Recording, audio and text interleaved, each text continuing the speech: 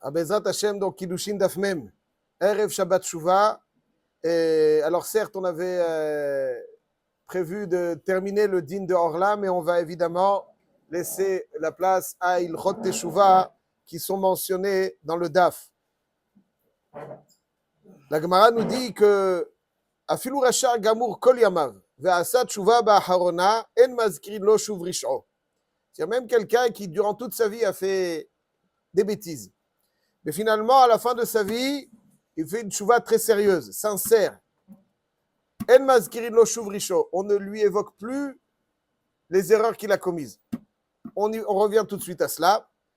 Après cela, il y a marqué Amar Resh Lakish Tohe ala rishonot, c'est-à-dire quelqu'un qui a fait plein de mitzvot et ensuite il regrette les avoir fait. Il dit bon, ça sert à rien ce que j'ai fait. On les lui compte pas. Donc la question très apparente est la suivante. On a l'impression qu'il y a une similitude entre quelqu'un qui a fait des avérotes et qui le regrette et quelqu'un qui a fait des mitzvot mais qui le regrette. Dans un cas comme dans l'autre, on ne le lui compte plus.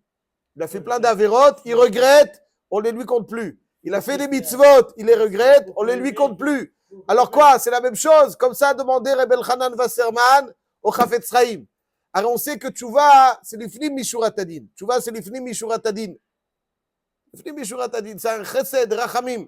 Mais si on voit qu'on retrouve cette même idée dans les mitzvot, où est la différence entre Tchouva et Tchouva, c'est rachamim. Même dans les mitzvot, quelqu'un qui regrette d'avoir fait des mitzvot, on ne les lui compte plus. Il se dit, ça sert à rien, ça sert à rien. Tout ce qu'il fait, ça sert à rien. Je me suis levé le matin à 6h30 du matin. Il n'y croit plus. Il pense qu'il n'a rien fait, que ça ne sert à rien. Il n'y croit plus. Qu'est-ce qu'il gagne de dire qu'il n'y croit plus? Il n'y croit plus. Parce qu'il n'y croit plus. Il dit, ça ne sert à rien ce que j'ai fait. Ça ne sert à rien. Alors, on ne lui compte plus les mitzvot. Il se détache des mitzvot. Alors que si tchouva, c'est rachamim, alors ça veut dire que c'est pas, ça veut dire que c'est l'iflim et shurat hadin.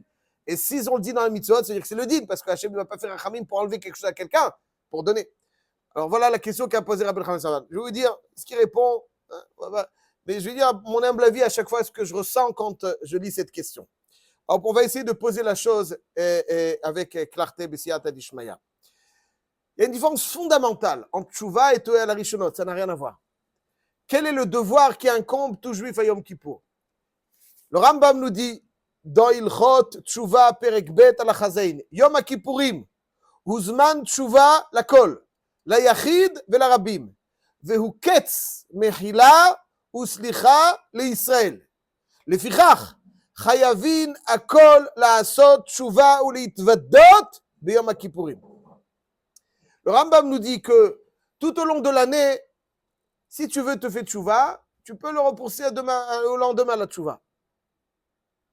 Yom HaKippurim, dernier délai. Tu as le devoir de faire tchouva.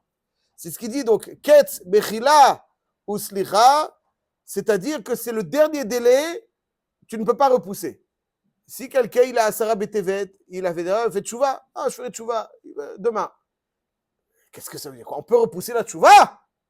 On peut repousser la tchouva chaque jour qui passe. Qu'est-ce que nous dit le Rambam? Chayavin akol la tchouva. C'est le dernier délai. C'est pour ça que tu es obligé. Pourquoi Asara Betevet? Tu n'es pas obligé de faire tchouva? Tu peux continuer à être bête sans faire tchouva. T'entends Yom Kippour? Chayavin akol la tchouva ou litvadot ketz. Dernier délai. Tu ne peux pas repousser. Pourquoi avant je pouvais repousser? Explication. La tchouva dont il est question, et c'est ça Yom Kippour. La tchouva dont il est question n'est pas une tchouva de ce qu'on appelle stam, c'est-à-dire juste reprendre le bon chemin. Ça c'est vada, et chaque instant un homme a le devoir de reprendre le bon chemin. C'est pas le sujet de la tchouva, ça. La tchouva de Yom Kippour, c'est pas stam reprendre. Chaque minute, un homme il doit faire tchouva. Il doit reprendre le bon chemin. S'il s'est écarté dans quoi que ce soit, il doit reprendre le bon chemin. C'est un chiyuv gamour. Quand la Torah nous dit de faire les 613 mitzvot, c'est un chiyuv qui nous incombe à chaque instant. Donc s'il en manque une sur les 613, je dois immédiatement me recadrer pour les faire. Ça c'est very pshutim. Pas besoin d'attendre Yom Kippour pour ça. C'est chacun 5 secondes. Pakma. La tchouva dont il est question ici, c'est complètement autre chose. L'homme a le devoir de se débarrasser du poids de ses avérotes. C'est-à-dire que toutes les avérotes souillent une personne. Il y a un poids des Averot. Quelqu'un qui a fait des Averot, alors immédiatement, il doit se recadrer, les quitter. Les quitter, ça veut dire recadrer son comportement et lâcher les Averot. Mais les Averot, elles sont là. Elles existent. Il les a faites. Il lui suffit tout au long de l'année de dire, ok, je les ai faites, elles sont là, mais je me recadre et je reprends le bon chemin. Ah, ils sont là, elles sont présentes. Débarrasse-toi de ces avérotes. Il faut vraiment un vidouille, il faut prendre une conscience. Ça, il n'a pas le devoir tout au long de l'année de se débarrasser des avérotes qu'il a fait. Yom Kippour, c'est un devoir. Pas simplement de prendre des bonnes résolutions qui sont évidentes, mais l'opportunité, l'invitation, le devoir qui nous incombe à Yom Kippour, c'est de nous débarrasser et de nettoyer l'historique douteux qu'il y a derrière nous. C'est ça le yesod de Yom Kippour. Ça, c'est un devoir. Ah, demain, Sukkot, non. Yom Kippour. Yom Kippour, c'est un devoir. C'est-à-dire, si tout au long de l'année, c'est vrai qu'il faut faire positif à chaque instant. Mais si j'ai fait une erreur, gommer l'erreur, ça, je n'ai pas le devoir tout au long de l'année. Faire dorénavant, oui, mais gommer le passé, ça, je n'ai pas le devoir tout au long de l'année. Ce qui m'incombe Yom Kippour, c'est de gommer le passé. Retrouver une relation avec Hachem, correcte et plus forte, plus intense. Ça, c'est Yom Kippour. Et c'est pour ça, et ça, on y arrive par le vidouille. Tous les vidouim, c'est pour ça que le Rambam nous dit comme ça. Les fichar chayavim la sot tshuva ou les itvadot. Le vidouille a pour objectif nettoyer, gommer les souillures des fautes de l'homme. Ça, c'est un devoir Yom Kippour. Tous les jours, c'est aussi bien. Mais alcool palim, c'est un vidouille qui doit être soutenu. Aval, le devoir, s'il n'a pas fait, il n'est pas vatel une mitzvah tassée. Il n'a pas fait le vidouille. Il n'est pas vatel une mitzvah tassée. Yom Kippour, c'est un chiyuv. Il est vatel. Le Rabbeinu Yonah, il dit, quand la Torah dit, Ki bayom hazeh, yichaper alechem, letaher etchem mikol hattotechem, lifnei Adonai titharu. Titharu, c'est une injonction. Vous devrez vous purifier. Le devoir de Yom Kippour, c'est pas simplement prendre des bonnes résolutions qui ne concernent que le futur. Yom Kippour, c'est effacer ce qu'il y a de négatif dans mon passé. Et à tout jamais. À tout jamais. À tout jamais. Et là, précisons, attention. À tout jamais, c'est effacé. Quand quelqu'un fait tchouva, ça n'existe plus. Ça n'existe plus. Les avérotes ne sont plus là. Les avérotes ne sont plus là. Après, il y a Chayvé Assez, Chayvé Lavin, on ne parle pas de ça. Mais en tout cas, les avérotes, elles sont effacées à tout jamais. Mahiti cha'av peshaecha veche'anan chatotecha. J'ai effacé comme la fumée. La fumée, vous la voyez quand elle sort de la cheminée. Après, vous continuez à la voir. Vous la suivez dans le ciel. Et il n'y a plus rien. Mahiti cha'av peshaecha. C'est de la fumée. Oui, vous la tuez. Elle existait. Hop, c'est fini. Elle n'existe plus. Le but de Yom Kippour, c'est d'effacer le passé. Pas simplement de prendre des résolutions. Ça, c'est chaque jour sur le futur. Ça, c'est le corps de Yom Kippour. Mais attention, il y a quelque chose de très important à préciser. Le Rambam, au début de Perek Sheni, de Ilchot Teshuvah, il nous dit comme ça. Ezoi Teshuvah Gemura. C'est quoi une Teshuvah Gemura? Ze sheba liyado davar she'avar bo, ve'efshar biyado la'asot upiresh ve'lo asa. Mipnei ha-teshuvah, lo mir'a ve'lo mikishlon koach. Il dit la Teshuvah Gemura, c'est quand quelqu'un est face à la faute, à la tentation qu'il a fait fauter, et il résiste. Pas parce qu'il a peur et pas parce qu'il n'en a plus les forces. Il dit par exemple, il a eu une relation interdite avec une femme. Et il la retrouve dans les mêmes conditions, avec la même vigueur et le même amour qu'il a pour elle. Dans le même contexte.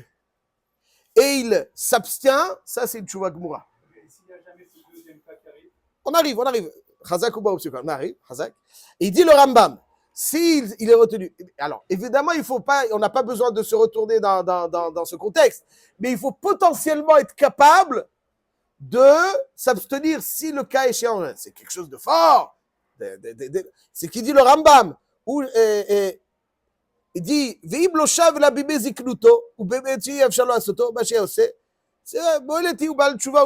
Il dit si il regrette, il a fait à 20 ans des ch'touillottes, et après à 95 ans, il regrette. À 95 ans, c'est beau aussi. C'est pas une Tshuva Gmoura, mais c'est beau aussi. C'est aussi une Tshuva. Ça veut dire quoi? Ça veut dire qu'elle irait dans la souillure, c'est une Tshuva. C'est aussi une Tshuva. Mais le Rambam, il dit que, et je précise, encore dans Perek Bet al Achabet, il dit, il faut que, c'est partie de la Tshuva de regretter, V'yaïd alav yodea ta'alumot shelo yashuv leze achet leolam. Hachem, il faut qu'il soit tellement dégoûté de la Avera, ou en tout cas déterminé à ne plus jamais la faire, que Hachem pourrait témoigner que dans le contexte de regret dans lequel il se trouve aujourd'hui, plus jamais il ne referait. Ça, c'est fort, c'est dur. Est-ce qu'on peut dire de toute la Avérote? Mais là, Rabotai, c'est ça Yom Kippour. Yom Kippour, on n'a pas besoin d'arriver à ce niveau de tchouva. Ça, c'est une tchouva de toute l'année. Yom Kippour, itsumo shel yom mechaper la shavim. Ça veut dire que Yom Kippour, on n'a pas besoin d'arriver à une darga de tchouva pour effacer le passé. Nous avons dit que Yom Kippour, c'est effacer le passé. Ok, j'efface le passé, mais je peux le faire tout au long de l'année, n'est-ce pas?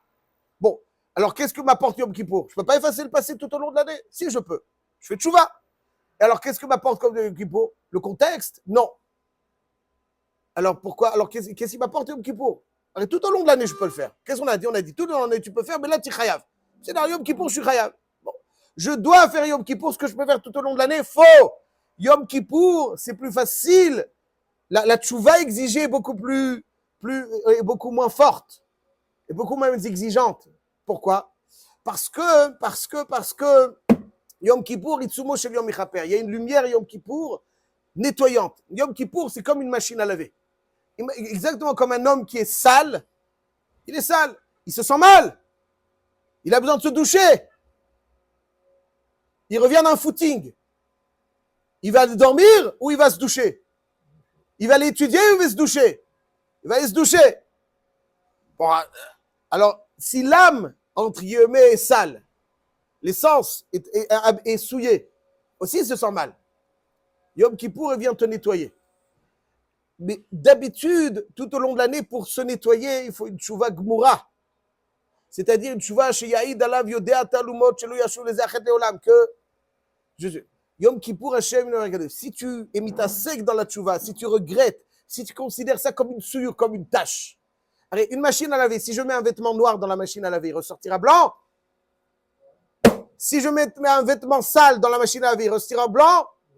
Si je considère les avérotes comme des souillures, alors oui, Yom Kippour va me nettoyer. Si je les considère comme étant partie de ma couleur, c'est mon mode de vie, c'est comme ça que je vis, c'est pas bien, mais c'est comme ça, j'aime comme ça, je me plais dans ça. Alors Yom Kippour, il n'est pas. Mais c'est Yom Kippour qui est métaher. Et ça, donc il faut un degré de tchouva. Quand c'est la tchouva qui est métaher, il faut une tchouva très forte.